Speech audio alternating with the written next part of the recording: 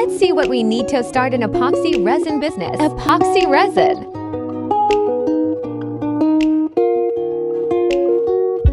Measuring cups.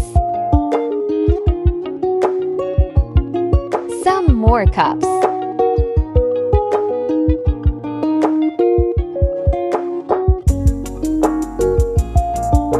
Tweezers, droppers, and spoons. Alphabetic mold.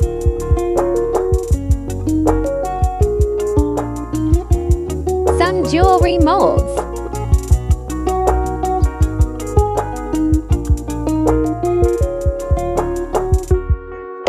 Foil flakes.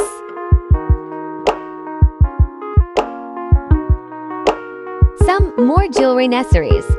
Chain. Eye pins. Jump rings. Earring holds.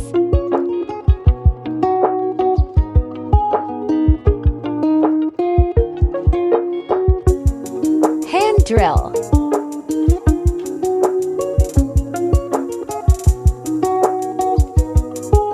Dried flowers. Basic acrylic colors.